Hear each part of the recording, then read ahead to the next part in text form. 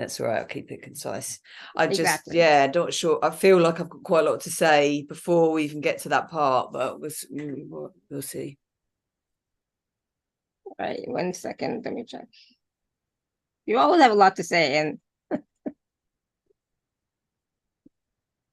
oops, hold on. Oh, 1 second. My computer is slow for some reason today. But hopefully it'll be okay during the call. Can you all hear me okay? Yeah, I can hear you fine. Yeah, okay. No one's saying anything, so I was like, I don't know You're good. if maybe I'm frozen again. Okay, 1 sec. So we should be streaming live on YouTube, and let me just get the recording here started. My mind, I swear, today. All right, hello everyone. Welcome to the Laura Canfield Show, the Awakened Happiness Now Global Series. Thank you so much for being with us, being here with us today. And my dear friend Laura Bolton is back with us today, and we're going to be talking about connecting with the wonder of the moon. We're going to dive deep into the astrology of the moon.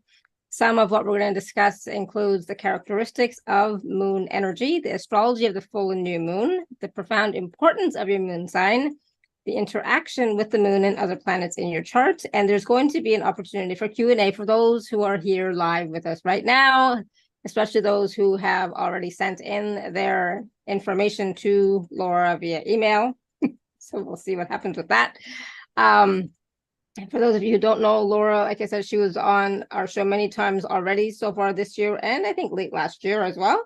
She is a gifted healer and passionate about astrology.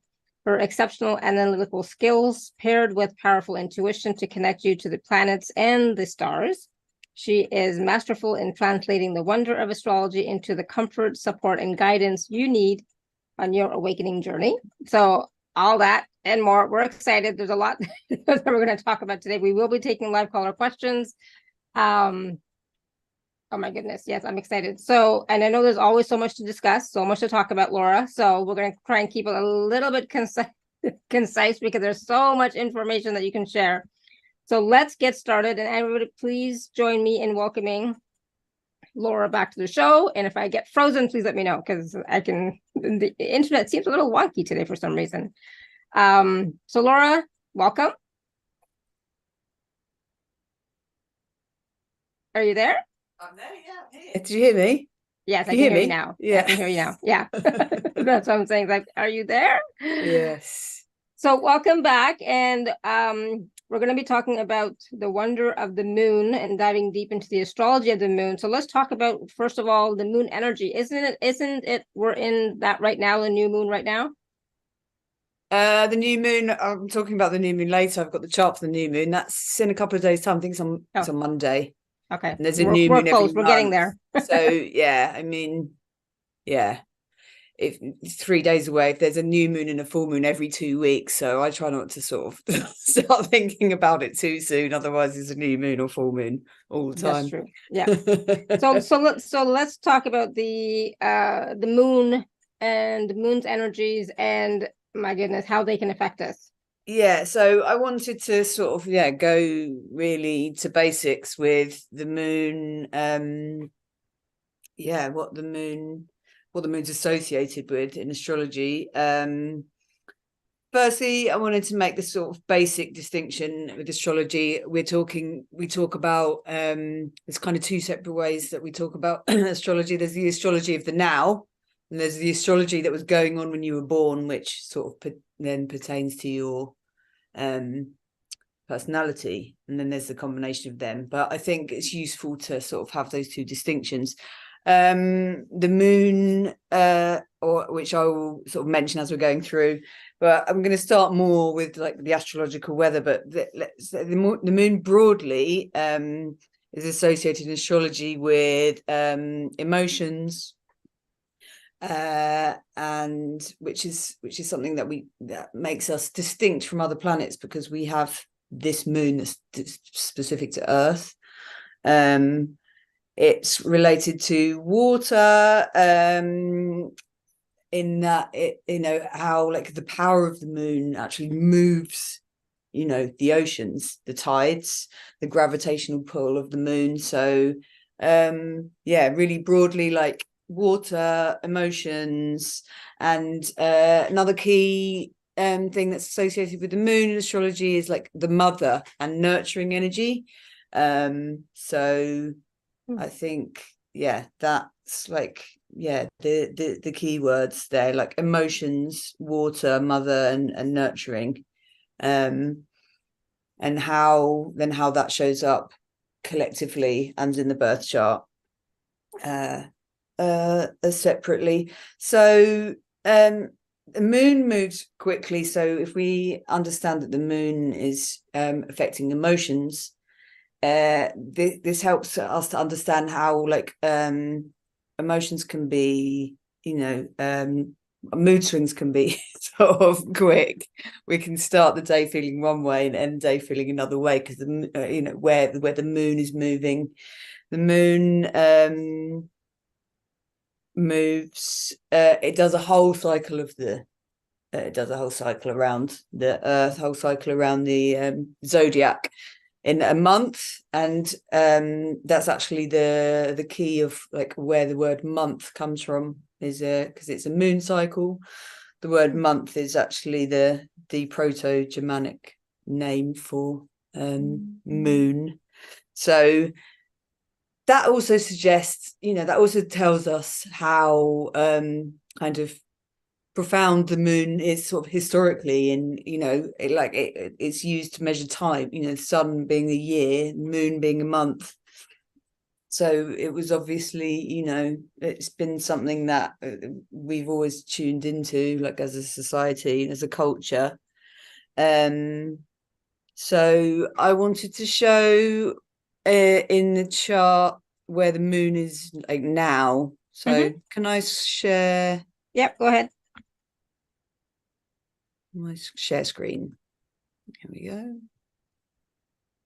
Is that it? Yes. Let's just refresh. Okay.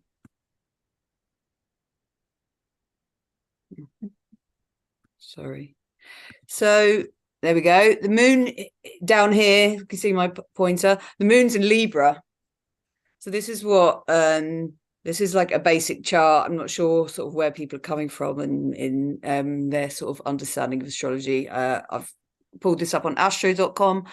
The moon's in Libra here now, and like I was saying, it takes a month to go all the way around, which is fast compared to, say, the sun takes a year. Different planets that move at different times.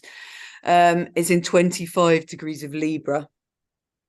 And moving this way, you can see that the moon is coming to join up with this planet here, which is Venus. And when the moon joins Venus, that's normally like a pleasant time. Venus being sort of love and beauty and relationships, and the moon with its sort of watery, emotional, nurturing energy. So this joining up, this happens once a month. Obviously, it joins up with everything once a month. This one's a particularly nice one, and so the moon moves like a degree every couple of hours roughly, so we're talking kind of maybe 8 hours or something until like this is exact, but we tend to feel that sort of a few hours before and after. So that's a nice thing to note about the moon at the moment, how it's moving, where it's moving towards. And then I've got the new moon. So the new moon is a conjunction with the moon and the sun. So the sun and the moon line up together. That's why we can only see a little sliver of it. And we have the sun in Sagittarius at the moment, in Sagittarius season. So this new moon is represented on the chart here with the sun and moon together. They're going to be in 20 degrees of Sagittarius, which is the exact same degree as my rising sign. And you can see in the table here 2020. So that's the new moon. Is every month the moon goes all the way around and joins up with the sun. So next month the new moon will be in Capricorn, Next month, the following month will be in Aquarius. That's why we'll be having a new moon in each sign as we go through the year. And then I can just move this. I can show you the full moon. The full moon is an opposition here. See, Sun is here. This will be on the 27th of December. The full moon. So the Sun will have moved into Capricorn, and then the moon is opposite. So the new moon tends to be an easier. This conjunction with the Sun and the moon when they're joining up tends to be a slightly easier energy than when they're in opposition. We're going to have the moon in Cancer when it's is opposing the Sun in Capricorn, 4 degrees. Does anyone have any questions so far? Because I'm trying to sort of keep it simple. I know astrology can tip into obviously there's a lot of other different things that I'm not talking about that you can see in the chart, but yeah, so so stop sharing for now so we can see if anybody has any questions. And so we're asking about if you have questions about these charts or about the new moon, the full moon, anything I've said so far that's not clear. We're not talking about readings per se at this point, right? No. So if you have a question, let us know. You can raise your hand or you can type your question in the chat. And for those of you who already have your hands raised, you want to just lower them. That way we know whether you have a question right now or you just want a reading later. Okay. But so far straightforward. For me, that was helpful. Actually seeing it on the chart, it really made it clearer for me. So yeah, I mean, I was going to actually start with a little bit about how I got into astrology, but sort of dive straight in. But I was sort of interested in moon cycles for a long time, and it was relatively recently that I realized the astrology of the full new moon, that it was like this it was this relationship with the Sun, it's this conjunction and opposition with the Sun. And it was like, wow, that makes so much sense. So yeah, but I mean, yeah, moon cycles was the first sort of astrological thing that I was into, and it was that for quite a while, and then it kind of grew from there. So I think it's a nice starting point. I think it's something that everyone's kind of interested in, even if they don't think they're interested in astrology, which they are. and so, like, what about our own moon sign? Why is that important? How does that Well, I was going to see if there was any questions before we moved on to natal. Oh, there isn't any questions. No, everyone seems to be okay. I'm just checking in the chat too. Okay, go ahead. Oh, there's a question from Tanya about how does Sagittarius affect the energy of this new moon? Well, so the sign, so Sagittarius is Sagittarius is a fire sign, mutable fire. So the energies might be, the Sagittarius energies will be amplified.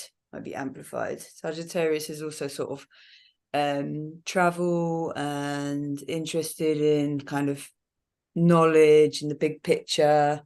Sagittarius is quite a sort of fun, kind of fiery energy. So it depends on loads more things than that, like how you experience the new moon, which I'll probably talk about a little bit about. I mean, so it depends then how that new moon is aspected. I'm just going to have a little look as well. So it's not just the sign it's in, it's whether it's making challenging or not so challenging aspect. Oh, it's the full moon one I was going to talk about. So the new moon, yeah, I mean, hopefully, like, Sagittarius is fun. So hopefully it's a fun new moon, but that would be a sweeping generalization. There's something sort of clearer that I can represent actually in the chart of the full moon, which will give us an idea of how the full moon's going to feel. Although with astrology, as you can see on the chart, there's hundreds of other things going on, so you can't sort of say, well, the moon is gonna rule, because by the time we're in the full moon, Mercury's in retrograde. We're going to be in holiday season, so there may be other challenges coming up. But if I share my screen again and show you the full moon chart, the full moon is going to be in 4 degrees of, that's in the way, 4 degrees of Cancer, with the sun in 4 degrees of Capricorn. We have Jupiter here in 5 degrees of Taurus, which is making a harmonious aspect. The most harmonious aspect with the sun is a trine. So when the numbers are the same or nearly the same, that's when there's an aspect. There's a trine. It's making a trine with the sun, and a sextile here with the, so 60 degrees away from the moon, 90 degrees away from the sun. And Jupiter is the planet of good luck and abundance, and you know, he's the big guy. So the fact that there's a harmonious aspect with, you know, Jupiter involved and the sun and the moon would suggest that's going to be like a nice time for everyone. I would say if the moon though is making a challenging aspect with something in your chart, you know, it's never as clear cut as that. But that's the kind of things that we look at when we're wondering how the full or new moon might be affecting us. So that's probably what astrologers will be talking about. It's also making a not quite as close aspect, but it's also making a nice aspect with Saturn. Saturn's doesn't have a very good reputation as being a very friendly chappy, but when he's in nice aspect, it's actually Saturn is structure and support, and so yeah, full moon on the 27th of December is looking good. There wasn't so many clearer aspects to show you on the new moon, but gave you an idea with the Sagittarius. Did that answer whoever's question? And there's a question from Autumn, and she's curious if you have anything that you do for the full or new moon, like intention setting or anything else. I think normally for a new moon, people do a lot of intention setting, and for the full moon, they do a lot of releasing and clearing, right? Yeah, so traditionally, I thought someone would ask about this, because I thought someone might ask, well, where do those things come from? Because I realized I don't actually know. I used to write a list of intentions for the new moon, and sometimes I would do a little ritual. Sometimes I write them down and bury them in the garden or burn them, or I think really make it your own. For the full moon, I was normally much more guided to really surrender. It's supposed to be a time for both, more of a time for letting go, and then like also sort of manifesting. But I think I used to focus more on the sort of letting go to allow in.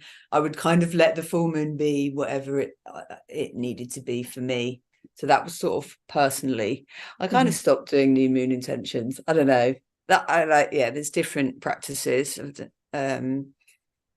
Yeah, but generally, you know, I know a lot of people do that. Like light a candle, sit down, be you know, contemplative, reflective, and think about what they want to create for the new moon, because the new moon energies amplify your intentions, right? And then for the full moon, it's about getting out of your own way a little bit, right? Releasing, your own agendas and patterns, and allowing them the moon to help you manifest, to come to fruition, whatever it is that you desire. Yeah.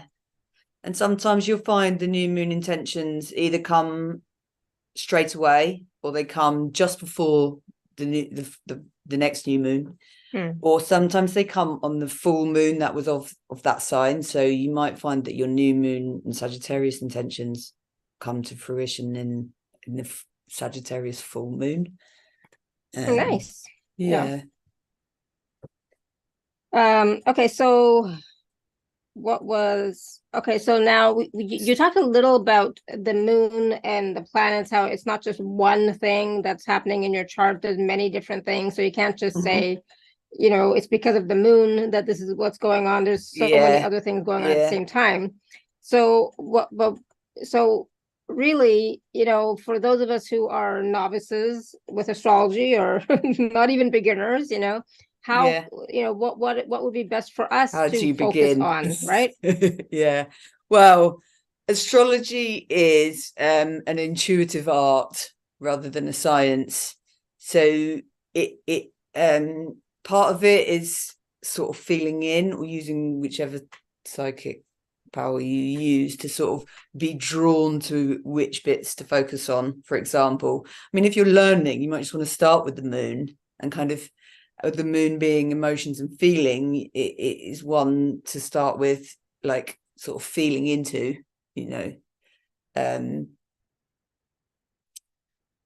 but yeah, if you're new to astrology, you have to make it bite size, and then you will start to sort of layer on, the details. But yeah, where to look, where to know. Yeah, I mean, I think tracking the moon is a good one to start with, really. So that's the best. So that's the best place to start if we're brand new to astrology, is looking at the moon, where it is in our chart, and the characteristics of that, I suppose, right? I guess so. Yeah, it would be your moon and then your sort of personal planet signs. Shall I talk about what the moon means in the natal chart? Mm-hmm. So the moon and your moon sign, potentially your house. I'm not talking about houses too much today. Your moon sign is your like, with the moon being out at night, so that it's your nighttime persona, so you can sort of understand that kind of the thinking behind that. So your moon sign or your moon characteristics can be more hidden. Emotions, as I said before, your moon sign can say about you, how you sort of maybe process emotions, or how you are or aren't emotional. And also with this hidden kind of nighttime thing, it potentially sort of represents the unconscious mind. So that's why it's a good one and a really interesting one to know about yourself. And I personally, when I found out my moon, I have a moon in Virgo, I didn't instantly recognize it. I was like, oh, really? And then it was sort of like, as I kind of read a bit about it or listened to people talking about it, I like gradually was like, oh yeah, totally. Another so thing I think just really quickly, so mine, I think, is in Aquarius or Capricorn, right? Yeah, Aquarius, yeah. So when I look at Aquarius, my mother's sun sign is Aquarius, so it's like, I'm not like her, right? Like, but then again, I am so much like her as well.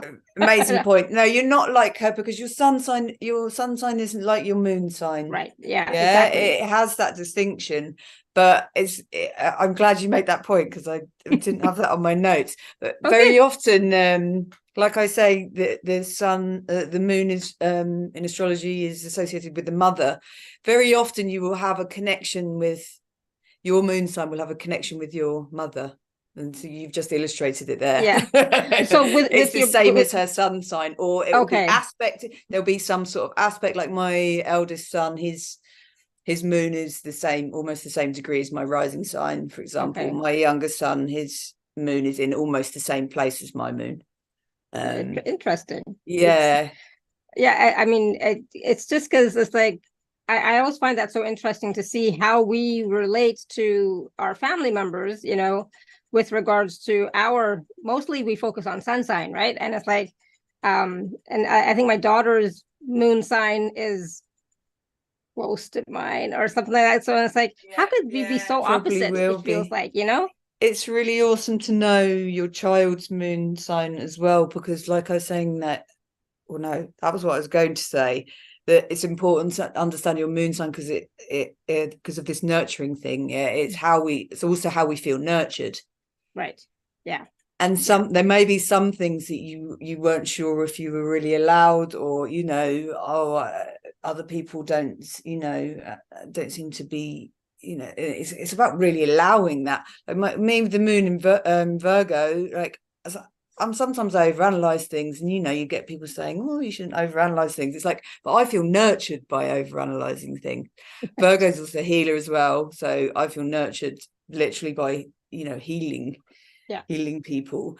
And so when you know the moon signs of your children, you can also have a deeper understanding of how they feel nurtured, which obviously as a parent is useful, because they might feel nurtured by something slightly odd that you don't think of. You know, they might have Capricorn moon, they might actually like, I mean, earth moons are like need more sort of routine, need more solidity.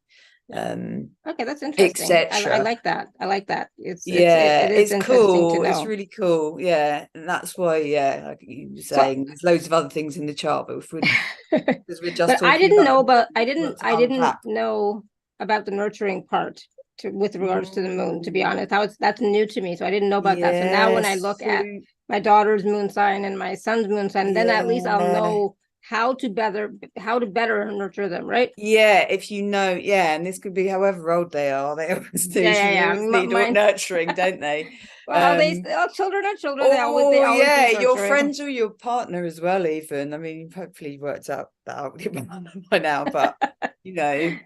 And like I say, it can be things that you might be beating yourself up for or thinking, oh, I shouldn't. And it's like, no, actually, and this is the same with as you unpack more of your chart, it's like, you know, gives you permission to like be that person or have those needs, or, you know.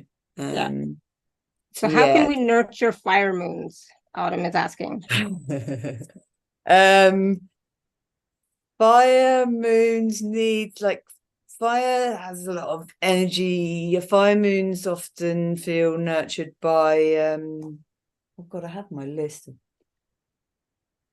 the moons and the signs. That's actually on a PDF in one of my packages as well. Fire moons need fun, need action, adventure. Often fire moons like exercise, you know, physical.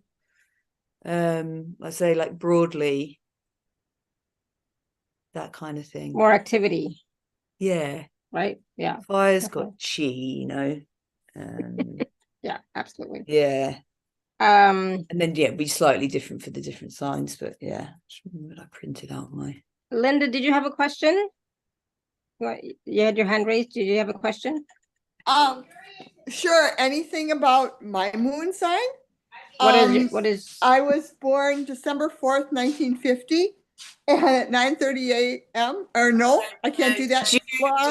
Did you message me before? I've got some people. Yes, I did. Yes, I did. Linda. It's LL. There should be. Did you email me? I haven't got your chart. I might be able to put chart times in sort of later, but okay. All right, forget it. That's okay. Sorry, maybe you emailed me too late. Well, just before. I don't know. Didn't see it. I don't think she emailed you. I think she just wrote it in the chat here. Right. Oh, okay. Right. You're right, Alara. I did. Well, I could go on to that. I don't like, it takes me a minute or two to just put it in, so I'm not sure if that's going to be a good thing to do on a live show. That's why I kind of asked people to have it before, because I've got those charts ready, but I guess we can see how we get on for time. Is there any more questions before I look at any more sort of broad questions rather than personal questions? What do air moons need for nurturing? Air needs to talk. Oh, okay. Sometimes to study. I mean, Libra would need like a relationship balance. Aquarius needs quite likes to study. Humanitarian. Gemini moon particularly, that needs to talk about their emotions. They need to talk about something. They need to talk to a mate. They, you know, very Aries. Now again, we're talking about moons. We're not talking about the sun signs. We're talking about the moons. About the sun sign. Yeah. So I mean, it's similar themes, but with moons, we're more specifically talking about like emotional needs and nurturing. Yeah. So that might you might not have recognized that in yourself if you're like a water sun sign, where you think you are quite quiet, but there is this part of you that needs to talk. Exactly. Cindy saying this is so interesting to learn about. I'm a Virgo, and this would explain the wanting to heal and nurture everyone. And Virgo's the healer. Virgo's an amazing healer. See, I'm a healer, but I'm not Virgo. You might have Virgo. I think you might have Virgo in your chart. I didn't look at your chart before. Yeah, it's okay. I mean, it's not Okay, yeah. I mean, it doesn't have to be your sun sign, but Yeah, yeah. yeah, I have yeah, a yeah. stellium. I have four planets. I have the moon and 3 planets in Virgo, so I'm like, Okay, yeah. so do you want to do some of the charts that we already have the information for to explain a little bit Yeah, of show? unless anyone had sort of broad questions before I start. Yeah, okay, then let's dive in. Okay, We're doing good for time. Yeah. I think so. Like, in a way, I had a lot to say, but not loads of words, because it's quite profound, but there isn't sort of more explanation that is needed. So it was more like what I had to, the kind of the foundation for the moon is kind of important. So I didn't want, someone had a question first. Tanya. Should I just answer that? She's just asking about Scorpio. I think Scorpio moon. I have to keep clarifying that. It's like the Scorpio moon, not the Scorpio sun sign, right? How to nurture a Scorpio moon? Wow. I'm Wow. guessing. Scorpio is deep. Scorpio is quite doesn't opposite to an air moon, might not really want to, it could be quite secretive. Scorpio moons, I would say, probably feel nurtured by sex. It's all right to say that. They're like, is something that Scorpios need. So broadly, yeah, I probably should have gone through all the moon signs, shouldn't I?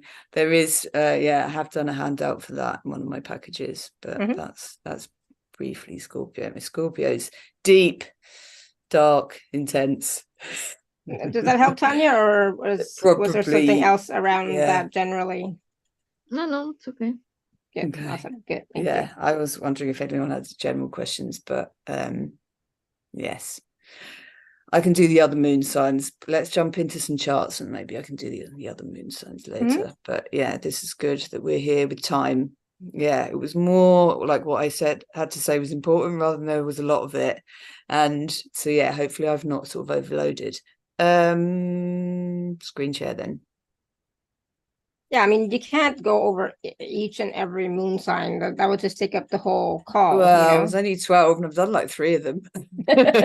I mean, it's good to keywords, because also, let me say this that's really important, is that there are keywords and there are themes for each sign, but how you experience your moon sign is going to be personal to you, which is why I'm very keen on teaching astrology as well as reading it, because the reading is where I would sort of intuit the information that you needed. But for you to sort of understand a little bit about what your moon sign means, and then to understand what the moon means in the chart and what your moon sign is, you have to make, like, the best way to understand astrology and to understand your chart is to be making those connections sort of as you go along. So like I say, I found out it was Virgo moon, and I wasn't sure originally, and then, you know, as the days and weeks went on, like, my Virgo moon was popping up everywhere, and I was like, oh, it was when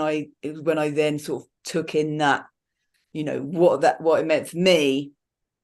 There's themes for all the signs that we're not all going to have, like, all of them.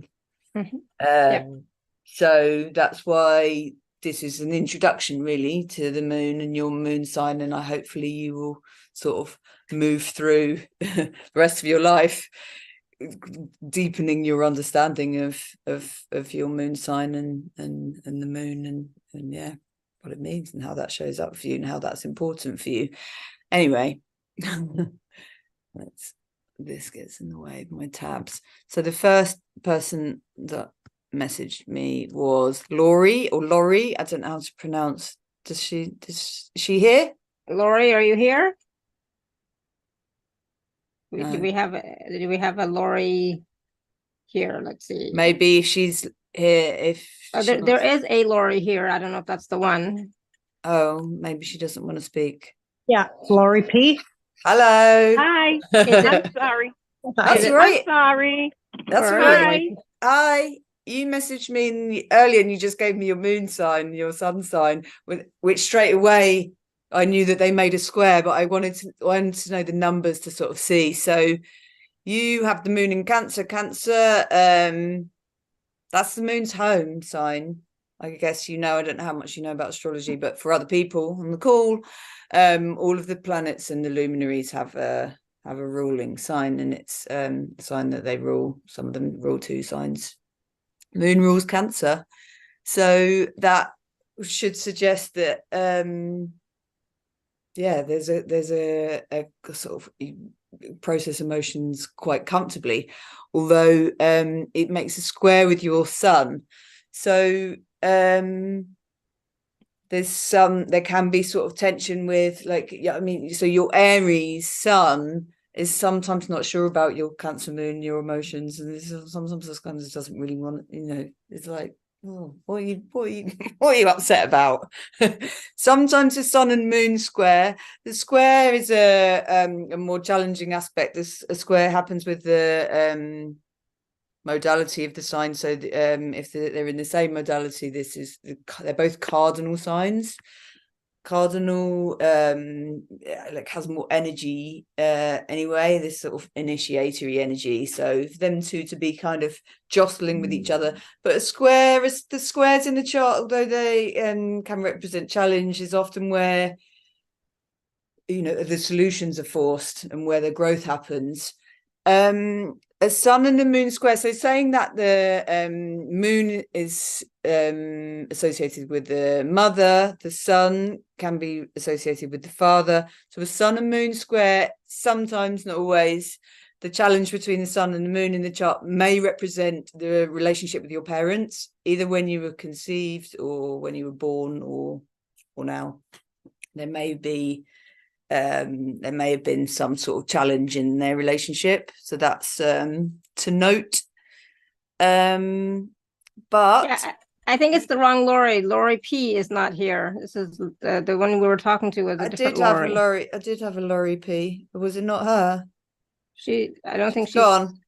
Yes, I'm here. Oh, there she You is. are here. Okay, You were. Yes, that's correct about the parents. They did not get along. There you go. So although you have this sort of challenge with the sun and the moon, your sort of personality and your emotions, you have this really supportive aspect with Mercury. Mercury is this little symbol here. It's a slightly wider orb. It's a slightly wider aspect. We got the moon in 12 and Venus is in 16. This aspect I talked about earlier, the trine, is between 2 signs of the same element. So we've got water, moon in water here, Cancer, and we've got the Venus is quite close. We've got Mercury here in Pisces. I have Mercury in Pisces as well. So Mercury will be the mind and communication and sort of mental processing, and although Pisces is quite internal, so it might be more the sort of mental processing than the kind of communications here. You have a really nice flow.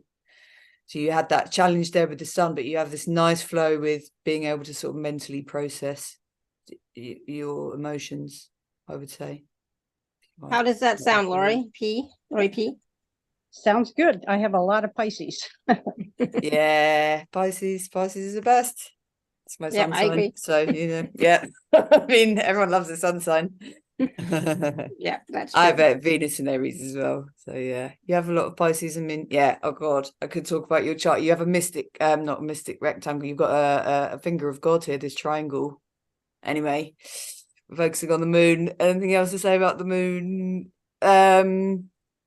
Yeah, that's your main aspect. Does that make sense, Lori? Any questions about that, about the moon part? No, none that I can think of. Yeah, thank you. Awesome. That's interesting about the mother and the father aspect, isn't it? Good. Yeah, awesome. Thank you for sharing your chart. Like I say, there's loads more I could talk about. Loads of exciting things, but I'm going to rein myself in. Oh boy. Okay, thank you. You're welcome. We have, yes, I'm sorry, some people probably wouldn't have seen on an email. I know I wouldn't have read an email it's down to that far to have known to give their birth details, so I'm just doing the people that saw it. We've got Lily. Have we got Lily? Lily S, is there a Lily S here? Yes, I'm here. Yay.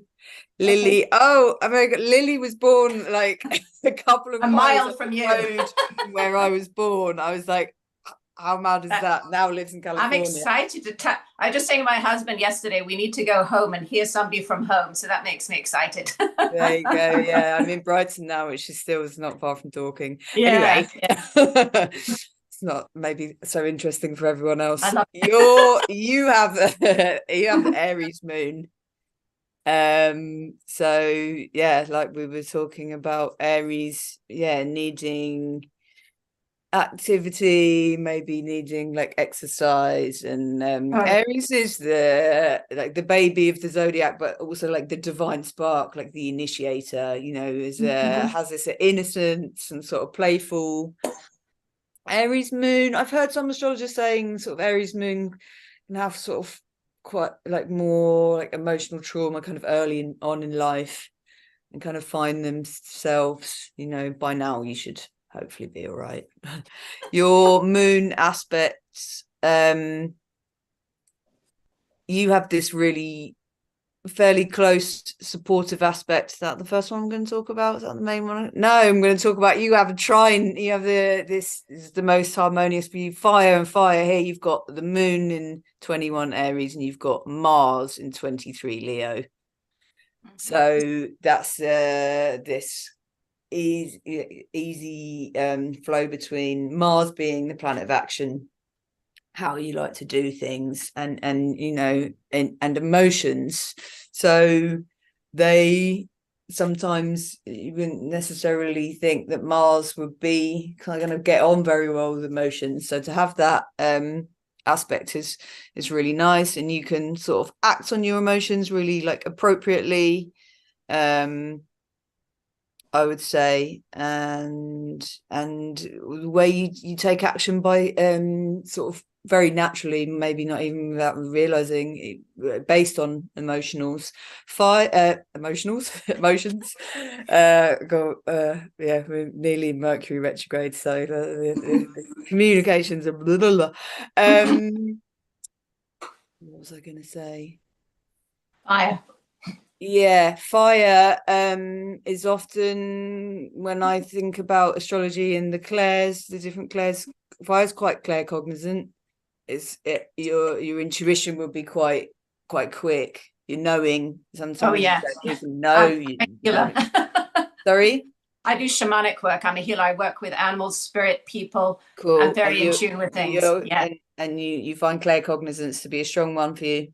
Yeah. You just know. You just know stuff. I just know. Yeah, I know a lot of... Fire's quick.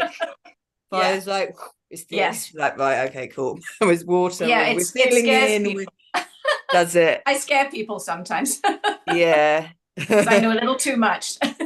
Yeah. With fire, it's quite direct as well. So you might not necessarily be sort of sugarcoating things. No. Or fire's like, right, it's this. Fire's not kind of holding back, is it? It's No, it's going for it. I'm right in there.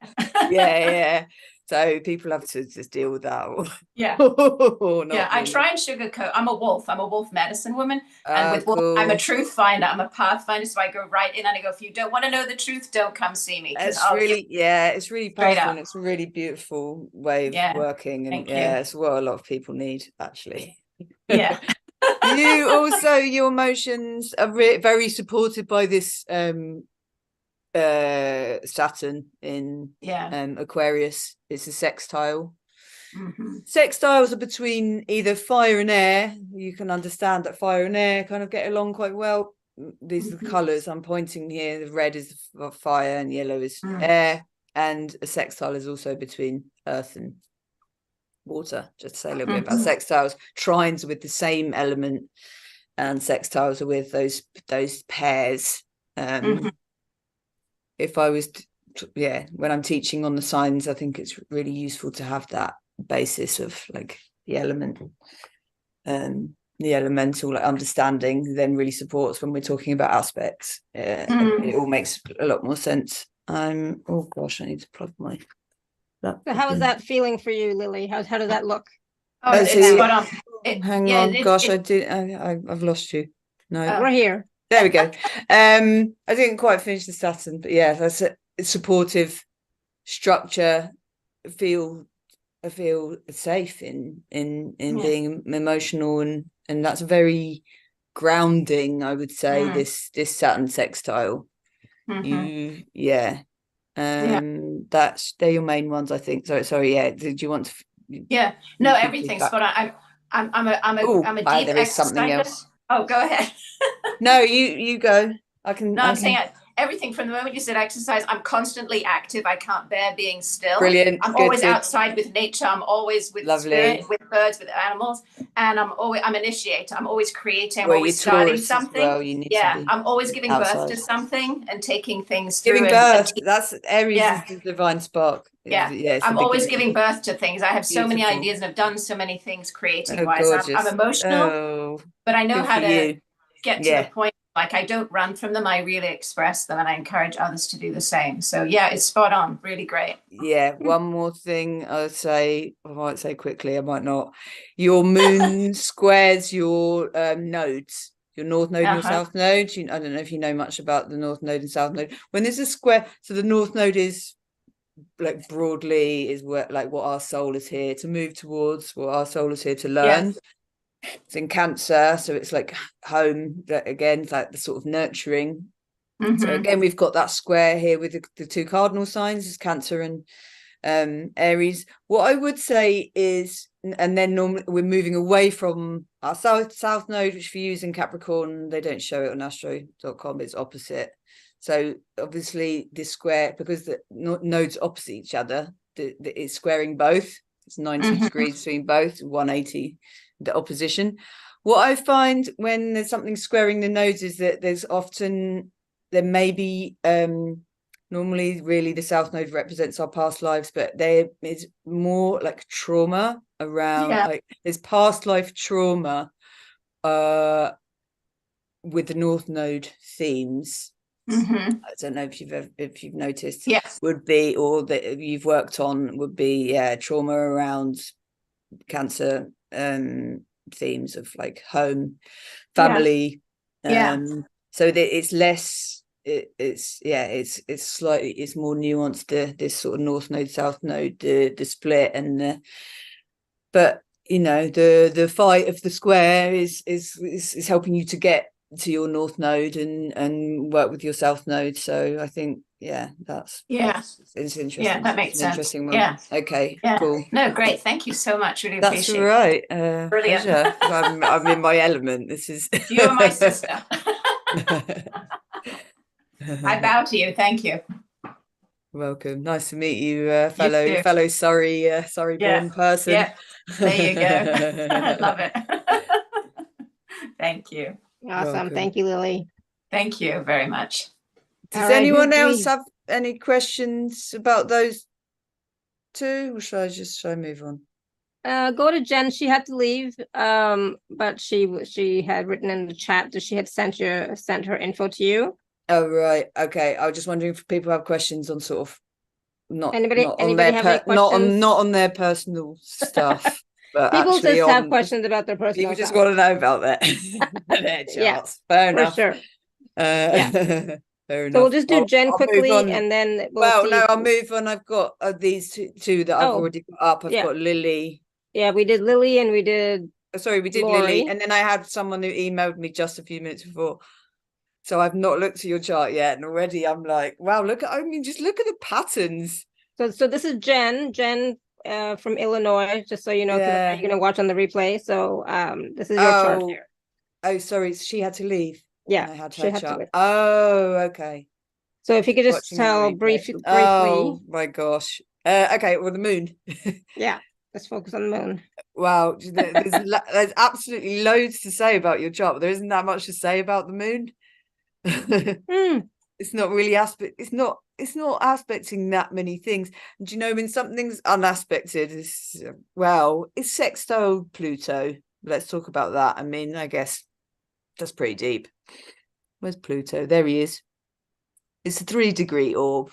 Pluto's in 2936. It's in 2637. That's your closest aspect. To say then briefly if it is unaspected, this is relatively unaspected. Different astrologers use different size orbs. They might say that if something's vaguely opposite and it's, you know, the numbers are different, I like to keep it quite tight because there's so much that astrology can say. For me, this is my Virgo. I like the details, I like things to be exact. Anyway, gosh, we're doing well for time. It's very interesting how each chart looks different, you know? Each chart looks completely different than any other. Yeah. And like I was saying with big orbs, that's another thing, like this software, which is free, by the way, astro.com, if anyone wants to start exploring. It shows big, it will show it, the lines will show relationships between things that I wouldn't necessarily be interested in. Sometimes it can look really busy. There's different softwares that can give you sort of different pictures, like clearer pictures. But yeah, I mean this and because I like to look at orbs, I actually like to work with the table of numbers as much as I like to sort of look at the wheel. But I mean, yeah, your moon, the main aspect that your moon makes is this harmonious aspect, is sextile between water and earth. Your moon's in Scorpio. We talked a little bit about Scorpio moon. Scorpio moon's deep, secretive. Pluto's deep as well. Pluto also doesn't have a very good reputation, but when he's in supportive aspect, I would say you have a comfortable relationship with the occult even. And like that really supports your Scorpio moon, because Scorpio and Pluto go together. Pluto rules Scorpio, so you've got that Pluto energy there with your Scorpio placement, and then with this relationship with Pluto here being right at the end of its sign. Yeah, emotional depth is, Pluto can be Pluto sex as well, so that's probably a nice let's get rid of that. Oh gosh, I'm sorry. Yeah, nurture and sex. It's probably nice, or has been nice at some point, depending on your relationship status. So that's the main thing I could say about your moon. There's loads of other interesting things going on in your chart, but I'm focusing on the moon. So, and I'm not talking about houses. That's kind of another discussion, really. It's not something, like I say, different astrologers have different boundaries and different things they focus on. That's not something that I focus on for a number of reasons. So hopefully if you're watching this on the replay, Jen, it is making sense to you. I'm just gonna feel free to email me, Jen, if you have any questions, or if you want to say yay or no, or so I didn't actually finish saying, when something's unaspected, it kind of means that there's not really like you're like saying in terms of the moon, your emotions would be sort of like clear and concise, and it's not like interfered with like these other energies. So you've got that nice Pluto aspect, but other than that, you haven't. It's close to it's kind of close to Neptune, but because it's in a different sign, we don't talk about that so much as a conjunction because of the way aspects work with how the signs interact. But yeah, you have a clearer, less complicated relationship with any of your luminaries or your planets that when they're unaspected. So lucky her. Yeah, hopefully that's good for you. Yeah, your emotions aren't uncomplicated because you have the moon in Scorpio, but uncomplicated by other things other than that supportive aspect with. Awesome. So I know that somebody, Tanya, so now other people want me to put their birth dates in. Oops, gosh, can you stop the screen share? I don't know why I can't, but yeah. Just for a second, I think she put her in for her chart in the chat. Can you see that? Chat. So who am I looking for? Tanya. She put her info in the chat. Tanya, put my chart in the chat. Yeah, go up a little bit. This right there. Yeah. Oh, so I don't shall know. I? That's It's weird looking. yeah. Can you see my screen? No. No, It's yet. yeah, it's using different software, so I'm not, and Yeah. it's blurry, so it's easier if I could do people's birth. Is that the date? That's the date birth, 31st of December. New Year's Eve, No. Capricorn. No, that's the date when they did the chart. Yeah, 2020. I can put people's okay. if I put people's birth dates in, so it doesn't take too long. It's just yeah, but we don't want to go over, so I just want to. well, we're doing well. So time. Cindy's asking, is it necessary to know your birth time to determine your moon sign? Brilliant question. I would have hoped I would have covered that earlier on. I think I maybe whizzed through a bit too quickly earlier. The moon, so like I was saying, that the moon moves quickly. So that means the moon changes sign every 2.5 days. So like every 3 days, the moon would be in a different sign, whether you were born in the morning or in the afternoon. So if you know the birth date, you just don't know the time. Yeah, there's a chance that you could be 2 different moons. If you don't know the time at all, if you've got an idea of the time, you can tend to work it out. And it's good to know your birth time. So for the other planets, they're going to mostly be in the same place like all day, like I was saying. But with the moon sign, will move around or between 10 and 12 degrees that day. So yeah, there's a possibility. Often you can feel in if you have no idea your birth time and the moon was in 2 signs that day, you can sort of feel, because where the signs are next to each other, quite different energies. So am I a fire? You'd be Aries, maybe it would move into Taurus that day. It would be quite different. You'd be talking about quite different emotional needs for those 2 signs. But and then knowing the birth time so that you know the degrees, so that you to go into the detail of like how does that interact with other bits of my chart. So yeah, and then there's a question, squares or whatever would be, depending if it's 12 degrees earlier or later, would not necessarily be so relevant. Yeah, so she says it is most likely in the morning time, but so yeah, I mean like I say, there is a couple of days where the moon's only in one sign anyway, so yeah, most people that just want to know the sign rather than me, that would want to know the exact the detail, the degrees. I think I meant to give you a link to put in the email actually, so that people could look up their moon sign if they didn't know it, just so that they could have some sort of of those, be going through those sort of thought processes whilst we're talking. But and then there's a question, what if our moon squares our Mercury? What does that mean? Well, Mercury is the sort of mental processing, and Mercury is the mind, and Mercury is sort of communication. So a square with the moon, your kind of emotions and feelings, it may be there may be tension between this sort of mental processing or communication of the emotions, and that challenge will be irritating at times, but also will be sort of a force for, it can also be your superpower. But the way that you work, the way that as you go through life, you work out how to work around those, or you work out how to work with that challenge, and that often becomes your superpower. Does that resonate? Something that person want to say?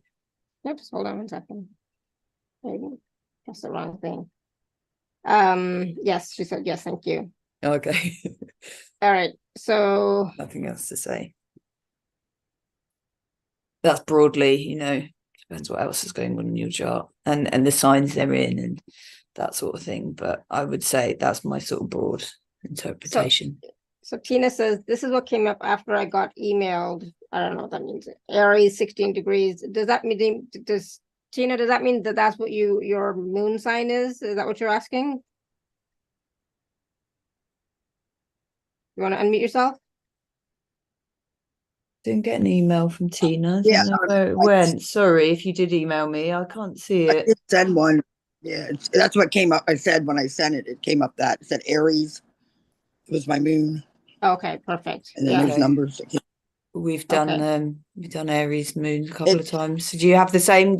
That's what I was wanted to ask people as well. If they That's why, yeah. 'Cause it if came they up that- resonate, how they resonate, how if you knew your moon sign before, how you resonate with it, or if you've only just found out, does it feel resonant or does it feel like a surprise or? No, it resonant. I mean, yeah.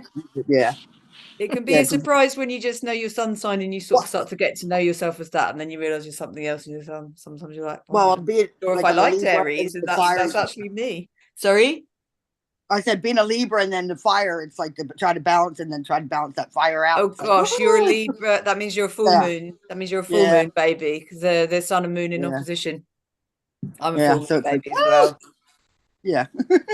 So I was hoping you could at least look at that and tell and like look at the aspects of it. I thought you got it, but I was late sending it in, so maybe you just didn't get the email. I don't know. I can't see it. I put my birth date in. It's like 10, 363, California, Vallejo, 927. I put it in the text message then too.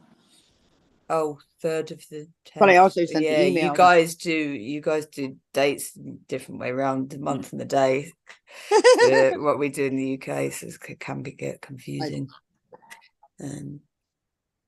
But yeah, I can tell you I can tell you you're a full moon. Do you know that? Have you got the numbers of degrees that your sun and moon are? Yeah, I just sent that to you in the text. Let me look at it again. In the chat or in the message there. Okay. Yeah, it's 16 degrees, 34, Aries. 41. Yeah, and what degrees is your sun? What degrees your Libra? I don't know that. Oh, I don't know. okay.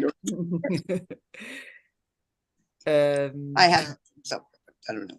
Oh, so what date? I can tell the sun sign from your date of birth, roughly. What day? It's you're October 10th. 3rd.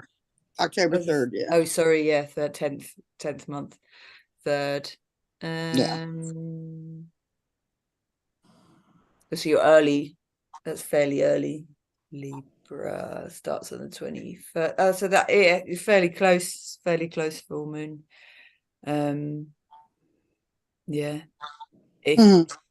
Roughly if you take 10 degrees off the birth, if you take 9 off the birth date, it's 30 degrees in each, and each sign begins around the 21st.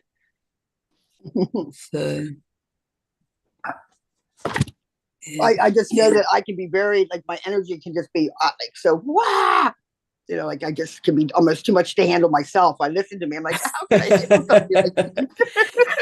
With the opposition, there's in a way there's this sort of tension. But like I was talking about with the sextiles, is that fire and air actually go quite well together. So you can sort of go in between your Libra energy and your Aries energy, and that actually they can live alongside each other. That's what I've learned myself about my full moon. I just got chills when you said that because I'm learning how to live in that because I think I'm so much in that Aries at times.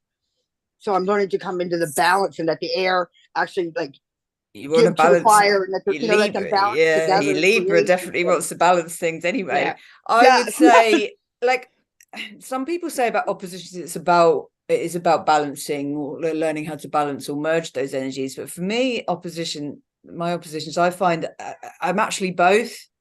Right. And they sort of actually run in parallel sometimes rather than being, do you know what I mean? Yes, maybe that's what it is. I can be Pisces 1 second and Virgo the next second, and like that's okay, rather than trying to sort of squeeze those two together. Because they'll never get together. That's what. Thank you. Because that's what I've been. Right. I feel like I butt up against because they'll never match together. And they're both. They don't need to. Yeah. Right. Sometimes you can dialogue. You can use astrology like doing sort of dialoguing, like how you might talk to your inner child. You can talk to your Aries and talk to your Libra, and you can sit them both down and see if they've got anything to say to each other, or You sort of play with it like that as well sometimes. But yeah, I do. Yeah, okay, cool. Yeah. My yeah. Pisces and Virgo, they get on all right, and then I've got my Sagittarius rising, which just makes fun of both of them. Yeah. That's Thank you. Awesome. Have a Thank good day. you, Tina. Hopefully that Welcome. helps. Okay, good. I'm sorry I didn't get your chart, but we got That's some okay. interesting. We had an interesting. We got some interesting stuff anyway. Just to focus on the full moon. Right. Anyone else full moon baby or new moon? I'm a lunar eclipse as well. Oh wow. Just for a bit more intensity. So we do have some people with their hands raised, but before we go to any more readings, questions, I just want to talk a little bit about the packages. Because I don't want to run out of time. So give me 1 second here, and then we'll go back and do a few more quick readings. It's like I don't want to run out of time either. So let's just be okay. You should be able to see my screen now. Yes, awesome. All right, so Laura has 3 packages. So one is the package A is Connecting with the Wonder of Astrology course, Foundation 1 and Foundation 2. And then package B is a 90-minute in-depth astrology reading, right? Today we're doing really, really basic. And then of course, package C is everything in package A and package B. So Laura, you want to just talk a little bit about the courses first and then the reading? Courses are, so like I was saying about these 2 distinctions between kind of like the astrological weather and like the birth chart. So the courses are for tuning into beginning to tune into the astrological weather. Obviously they both support each other because it's the energies of the planets and the signs. It's just a different sort of context. It's teaching you how to begin to tune into and understand. So it's giving you really basics, like the keywords, like I was saying, it's the foundations of the signs, the elements, so you can build from understanding the elements to then understanding like each sign. And then it's talking about the first course is the energies of, like, again, the moon, and then each planet, and then like how that's interacting. So it's foundational. If you know a bit about astrology already, it's a chance to kind of consolidate that understanding. So it comes with a workbook where you can then sort of be recording your own keywords. There's questions in the workbook and exercises to sort of help you engage with the material. So it's sort of maybe you may go from a sort of scattered, I know, bits and bobs about astrology to having this really sort of consolidated, okay, these are the foundations, to begin to sort of track and tune into and become, like, it's also about understanding the rhythm, like I was talking about, the speed at which the moon moves. You're starting to get into the rhythm of how quickly the other planets move, and or slowly, and what that means and how that feels. And it's really, I'm teaching sort of observational astrology, so I'm giving you the key components for you to then observe and take my understanding, but also develop your own understandings. Then the second course, it talks about retrogrades, and then like goes a bit further into it. And the way that the course is designed is that there's these 2 foundational courses, and then I will be teaching part 3 and part 4. We will be learning in a live group, and we will be looking at then how we would then be learning aspects by looking at what's happening each week, and then talking in a group about how those energies are showing up for us. So we're having this real experiential, like, observational learning. So but you don't have to go on to it, but that is sort of like the idea of the course. So that's written there. So that's package A.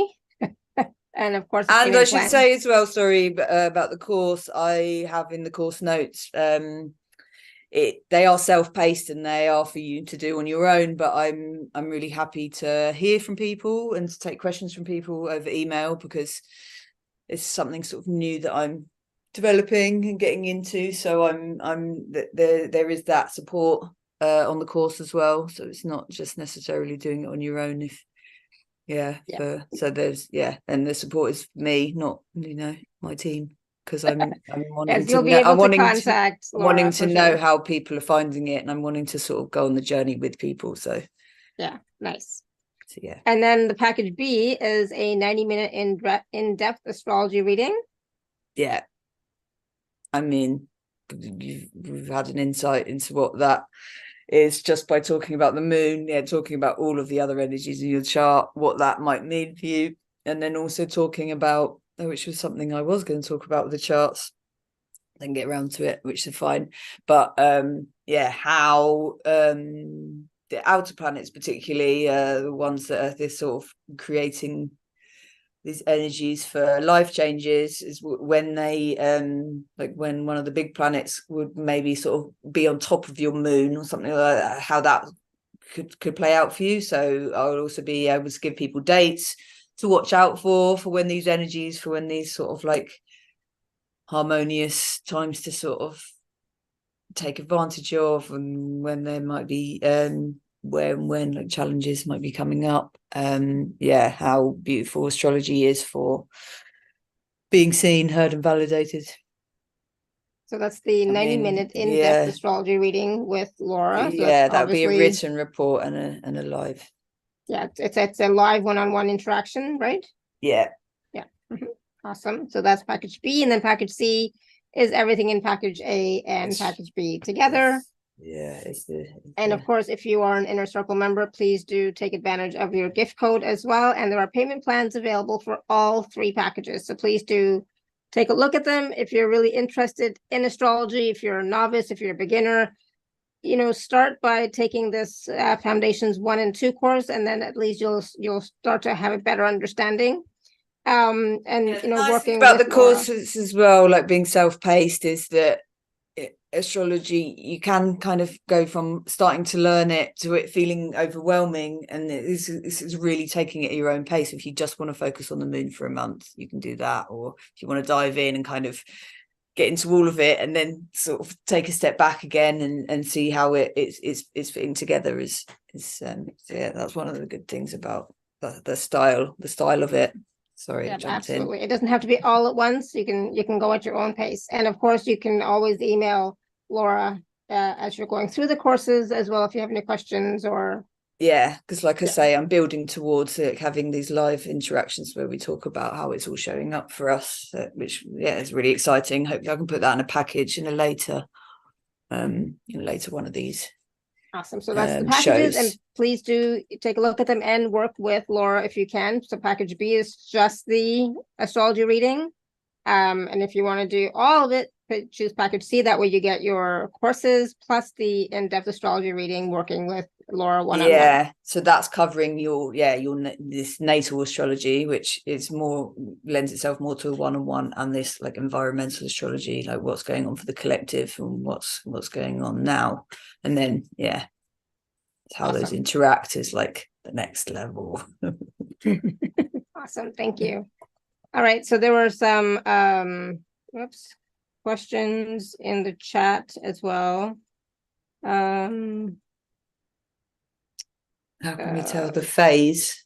How can we tell the phase from when we were born? Oh, like the moon phase? Yeah. I'm pretty sure there are calculators, there are online calculators and things that can tell you, like whether it was a waxing gibbous or a waning. That's not something I have delved into too much. I'm pretty sure you can find out online, but sorry, I don't have that much to. All right, so there's phone number ending in 355. Do you have a question for Laura? You want to unmute yourself?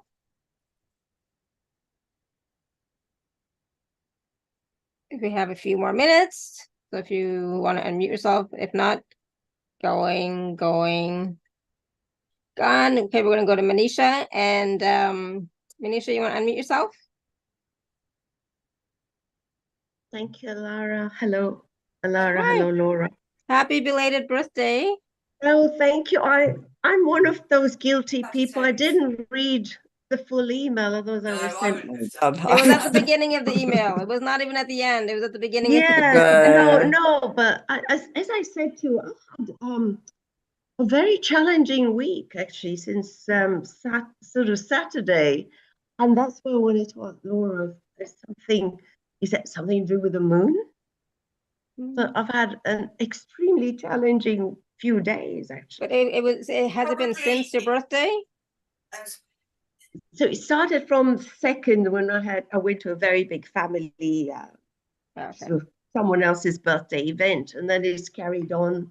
So if something's been going on for 6 days, it's unlikely to be the moon, because like I was saying, the moon's moving all the time. So it's not really, it's not necessarily having it's not having those more profound effects, unless if something's moving slower and is interacting with your moon or something else in your chart, that will be bringing the discomfort, and depending on the nature of it as to what it might be. I mean, can you say like the energy of what's been the yes it's just emotional or angry, or or I don't know. Emotional, anger. So it's with my siblings, with my son. I've had an outburst with my son again on Wednesday. So it's just like heightened emotions with sort of people that I'm in my field. And that's what I was wondering. I've never. It might be then something that's going over your moon. Yes. Okay. Do you know where your moon is? I don't really know when my. And so if it's something that feels like it's happening over a number of days, it might be Saturn or Mars, because they move at that sort of pace. So if it's something that's happening in a day or two, it could be Mercury, Venus, or the Sun, because they move every day. This is what the courses start to get you into the rhythm of.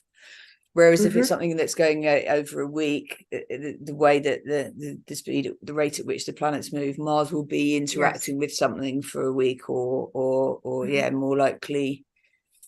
I mean, I was thinking, if you're a Sagittarius, Saturn is coming up to square Sagittarius, but if your birthday was recently, it won't be yet. You'll have that to look forward to. So yeah, that's what I would. That's what I'd be looking at if I was looking at your chart without looking at your chart.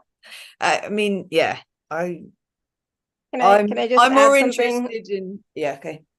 Well, normally, or I know for myself, sometimes during or around my birthday time, usually a lot of stuff comes up. Emotional stuff can usually come up. So could that also have been affecting? It depends how your sun is aspected. So normally, this is something I was going to talk about as well, which I didn't. Is that your birthday is in astrology we call it the solar return, because the sun comes back to where it was when you were born. And often that actually gives us a nice energy on our birthday. Like the sun, that's a sun, it's a solar like conjunction. The sun is conjunct where the sun was when you're born. The sun's getting together is normally why we feel quite good on our birthday. For me, my sun is making is a favorable aspect, is making this aspect with Chiron, the wounded healer. So just before my birthday, I'll have something, so it depends how your sun is aspected as to how you find your birthday, I would say. And so in terms of the moon, when we would talk about the lunar return, because all of the planets have this time when they come back to where it was when you were born. Everyone will have heard of Saturn return, which happens when you're 30. Saturn takes 30 years to move around. The moon takes a month, as we're saying, a moon. So once a month you have your lunar return, where the moon returns to where you were, where it was when you were born, and that's normally like a pleasant few hours. Staying with the moon, where the moon moves is a few hours. So yeah, I'd have to look deeper to know what's going on for you to describe your last few days. But one of the amazing things about astrology is, when something is not feeling great, and when you can look at the stars, planets, and make some sort of structural, when you realize there's some structure to what you're feeling, it just feels so supportive to have that sort of mapping of like what's going on for you. Is this is where this is what's going on, the stars, this is where I'm supposed to be, these are the energies I'm working with, can sort of just be such a relief. And also, like I was saying about the times, how quickly things move, it gives you an idea of how quickly something is going to move through or not, which normally is fine. Sometimes it can be like, oh, okay, I'm dealing with this for a couple of years if it's Pluto and Neptune, although we feel that less intensely because the slower moving ones bring this more of a background. The middle ones can be like a challenge for a week or two, and then the moon aspects can be quite intense, but we move through them quite quickly. So does that help, Manisha? Yeah, absolutely. Thank you so much, Laura. Thank you, Laura. Sometimes you're welcome. Sometimes, I mean, I got to the point where I was like quite intensively, that's how I studied, really mapping everything every day and journaling, working it all out. Although I was working it all out. I sometimes I've got to the point now where I don't always need to look at what the astrology is to just know that there is some astrology that describes whatever I'm going through, and that sometimes is enough for me now. Also, actually, as I've tuned in, I know now, like I'm having a Mars square, like I'm feeling angry, I'm like, I know this is Mars, or like Chiron, I recognize. I sometimes I go and look it up and just sort of affirm it. Sometimes I'm like, oh, I know this energy, I know you, Mars, and it's actually sometimes helps you embrace the challenges sometimes a bit more as well. It's like, actually, I like Mars energy. I'm going to be a bit fiery and a bit angry about something, or but it'll pass. Action. That's what I would say. This too shall pass. Tanya has her hand raised. Go ahead. Yeah, but the timing of how quickly it'll pass through sometimes is like, I know, like most things for me pass really quickly, except for this the Saturn return is I got 3 more years or something. Well, it's on and off because Saturn is making that exact return, and then it moves away and then it moves back. So it's sort of on and off as well. So it's not like, oh my God, I'm stuck with this for years. And I find in astrology circles as well, people get a bit depressive and they're like, oh my God, I've got this challenging aspect and then this. And it's like, people don't spend enough time meditating on like the positive ones. Like the way the structure of it all works is that we have equal amounts of, and actually you look back and you realize the challenging times are when the growth happens, but like we have the harmonies happening as well, but people don't like to talk about that. People don't like, people like to moan about, oh my God, I've got, it's this and this, and it's like you have to be a little bit careful with astrology of kind of tipping into the negativity. And that's something that when I'm going to be teaching in a group, I'm going to be really helping people understand how to work with it and not to sort of fall into those sort of traps, because I've fallen into them. Come back out. I've worked it out. It's like, I'm ready to share.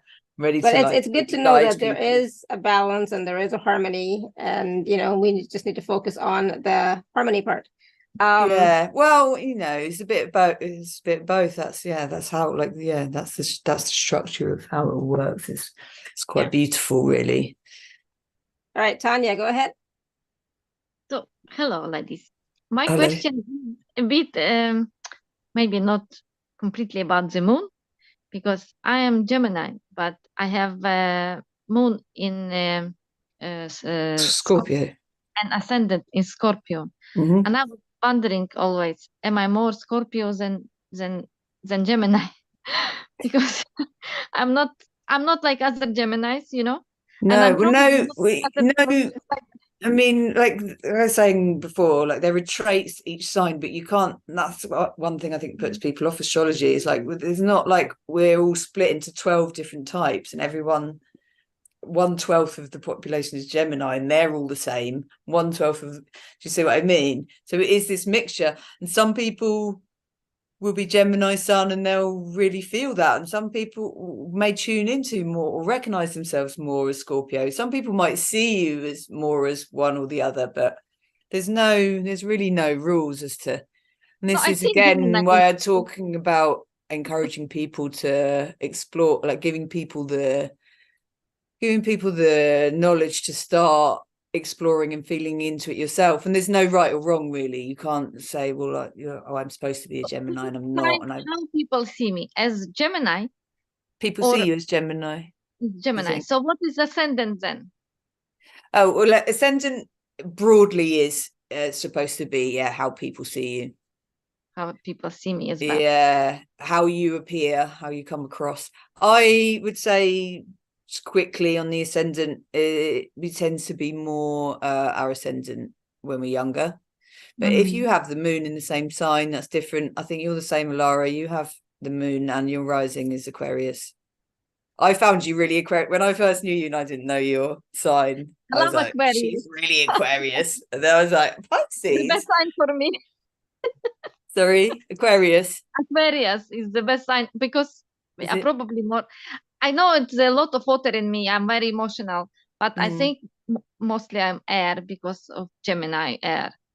But I always found it very easy with Aquarius. I love the sign. Yeah, that's nice. Yeah, there will be, water signs will get on in that certain way. In water and earth, again, like where you're looking at the aspects of how our chart is interacting with what's going on in the astrological weather. You can do those same mappings with how does my chart interact with someone else's chart? Where are the squares and challenges? Where's the harmony? So that's another thing about like once you've got the components of astrology, and you can there's a whole world that you can start to build and start to understand. So start with the foundations. But if I follow this circle of like air needs fire, fire needs whatever, air or whatever, so if I am emotionally more Scorpio because my emotions are deep and complicated, so what sign do I need? What kind of sign do I need? I would say I would say Earth would be good for Scorpio, particularly Virgo or Capricorn. Grounding. No, my ex was Capricorn. The sextiles. It depends on the numbers, though. Again, like with those, like I was saying, with the so like to say that broadly, but that might be why you were drawn to him originally. You know what I mean? So, it's too broad to kind of say.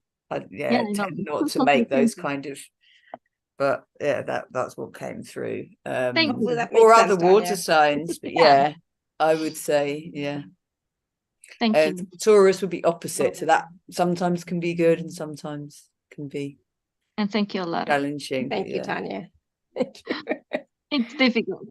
That's why the course can be important because you can start to get the foundational aspects of the course and then start to learn. It's tempting for me to try, which I sort of trialed, of like really diving into the amazing things that astrology can say, but actually you have to start with the foundations. So awesome. So iPhone has their hand raised. We'll just take this quickly. I'm not sure if we can. I don't know if you can see it. I can't. It's small. Can you see that? It's tiny. Yeah, I thought I would try pinning it to see if that would help. Oh, right. Oh, what, in messages? No, like, can you not see my screen? I can see. No, I can't see your screen. Why not? Can anybody else see you? I can see you, but not a screen share. I'm not sharing my screen. I'm just I pinned the person so that they could. Let me see if you can see that. It's tiny. I'm on a laptop, but it's not. Nope. It's all right. That's not it. Something else. That's something else. I've clicked on this, but it's my video. You see, it's my picture. Oh. Yeah. We anyway. I can't. I can't see. I can't see the details. Okay. I wish I could. I know. I was trying to make it bigger, but problem. I can't. No problem. I just thought I'd try. I'd like to do a series. I'd like to do a series of these and maybe sort of go through each planet and luminary, and so people have to join me. So there's another time we'll come and have a reading, and we can. So here's a really quick question, I think, from Lori From P. You. Oh. No, Lori P in the chat. What is the difference between Vedic and sidereal astrology? I'm probably saying that wrong, but I say sidereal. I think Vedic and sidereal were similar. I don't know. There's a lot of different branches and ways of carving astrology up. I use the tropical zodiac, and Vedic use the sidereal zodiac. So the tropical zodiac splits the 360 degrees equally between the 12 signs, whereas the sidereal looks more at the literally where the constellations are, and where and they're not in this sort of exact 12, which makes sense. You then get some signs really dominating the sky because of the way that the star constellations have moved, and for some reason this tropical zodiac, where it's split into these 12 portions, seems to work. So there's a lot. To be honest, there's a lot to know about astrology. And when you're understanding it as an intuitive art, things could be mapped slightly differently, but you could get the same messages. So broadly, I think. So any last words of wisdom for us, other than, my goodness, take the courses so that you get a better understanding of take the courses and have the reading, because they're just the two sort of sides of the same coin.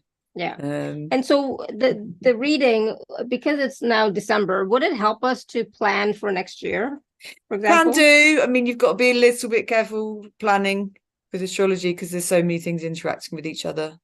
So I would never say this is definitely the perfect day to do this kind of thing, but you can it can help with planning. You would often find that the plans, if you are in flow, the plans will be in line with the stars anyway, if you're trying to force something. But I'll say that about it. I've dabbled with electional astrology. Is that the branch of astrology that tells you that tries to give you specific dates for doing things. You can do, but there's always harmony and there's always challenges pretty much every day. So it's hard to say which is going to dominate. Okay, good to know. But there's so broadly much to know. There is. So definitely, if you want to, if you would like to, definitely take the 2 courses for $97 self-paced, or do the 90-minute in-depth astrology reading with Laura, or do all 3. And then that way it's a wonderful way to start your journey into astrology, is by taking the courses. Deepen or consolidate, really, as well. The courses, having your... Good. I always learn something new every time you come on and talk about astrology, because it's like my mind, and I say this every time, it's like you struggle. I struggle with it. That's one of the things. Like, one of the things that inspired. That's one of the things that inspired me to sort of do this and try and make it foundational and try and sort of give people. And I always thought it was because I was Pisces, but so are you. Sorry. Right? I always thought it was because I was Pisces, but so are you. You're Pisces as well. So it's not necessarily because I'm Pisces. It's just because it's like there's just I guess there's so many different pieces, and I guess I'm trying to just get a handle on where to begin. And I guess your course, the 2 courses, are a great place to start. You have to begin at the beginning. It's hard to dive in, and you just wanted to know it all straight away. It's not really astrology, unfortunately. I mean, you can get a reading, but I recommend both, because it's nice to hear someone else's interpretation, and it's nice to understand. And it is a commitment, and astrology is not for everyone. But like I say, you can take it self-paced. You don't have to understand it all. You can take the rest of your life to just sort of pick up pieces and then see where that fits. Where that then shows up in your life, and then make the connections and have the understanding that way, rather than sort of trying to learn it sort of textbook style. And so there's just, and I guess I do try to learn a textbook style, and I can't. So maybe I'm more, because I'm more Aquarius likes to sort of study.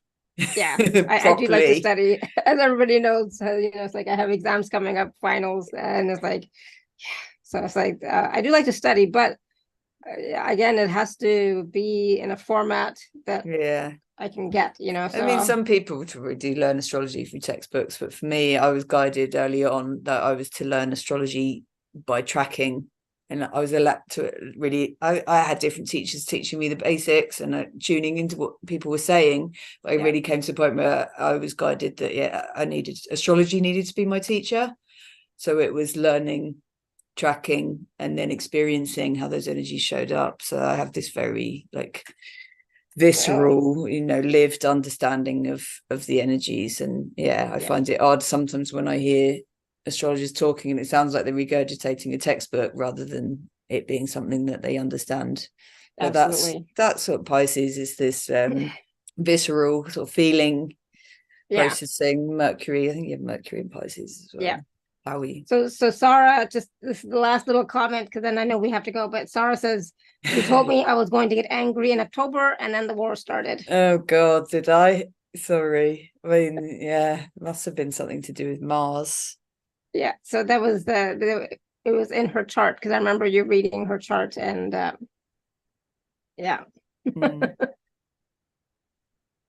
gosh. So the chart was accurate, I would say, right? Yeah. I mean, then there's a specific health thing. I mean, it's hard to say like broadly where and when and why, like health things. That's a whole nother branch of astrology as well, medical astrology. But sometimes it's more the emotions and the energies around how things are feeling or how things have come up. Oh my goodness, Sarah, I'm just reading what you've just wrote in chat. Sorry to hear that. That's tough. Yeah. Oh my goodness. Wow. All right, we'll have to talk next week. But sending you blessings, okay? Yeah. The angry things just validated believing in astrology. Right? Yeah. Good. And hopefully, Manisha, that helped you as well today. The reading, or it was a mini reading kind of thing, but so there's a lot of information in astrology, in the courses, in the readings that you can definitely take advantage of. So please do work with Laura. I'd listen to the replay as well, because definitely there's so much information and wisdom, for sure. You might want to sort of dip back into it even like a month or two later, and when you've sort of taken on board some of it, and then you're ready for the next layer, because you won't have taken in all of it because it was quite dense. Yes, and so the replay will be out a little bit later today, so please do look out for that. All right. Awesome. Thank you, Laura. Welcome. Thank you. I did learn something new. Good for me. And do I remember what it was? It was about the nurturing part of the moon. That's it. You'll take as the days and weeks go on, you'll take what you were supposed to take from it. And so hopefully that's made you feel less overwhelmed by astrology as well, Laura. I don't know. Yeah. Because now I'll want to take a look and see what my son's and daughter's moon sign is, and how I can nurture them based on that, son, daughter, the dog, the husband. People do the astrology of their pets. It can be really profound as well. Wonderful. So thank you so much, everybody, also for your questions and your comments and your feedback. They were all very helpful, and brought out more of the information that we wanted to share, and that Laura wanted to share with all of you. So thank you. And so until next time, we will be back next week. We have like a full slate of shows. I think Tuesday, Wednesday, Thursday, and then Saturday and Sunday. It's going to be busy. So stay tuned for all of that next week. So until next time, may you continue to be blessed with an abundance of joy, peace, love, happiness, prosperity, and radiant health. I'm going to be busy this weekend. It's my last weekend of my shamanism class, the Angel Fire Training class with Pete. It's the last module, 2 years of that training. So there's a lot going on. But thank you so much, everyone. And until next time, like I said, may you continue to be blessed with an abundance of joy, peace, love, happiness, prosperity, and radiant health. Have a wonderful weekend. Stay safe, especially if you're out there shopping and stuff. I don't have time, but stay safe, and be at peace the best you can. Harmony, remember, harmony, balance, ease. The new moon is coming up in a few days, so be look out for that as well. Okay. Thank you so much, Laura. Welcome. Thank you very much for having me. All right, everyone. Bye for now. Much love and blessings.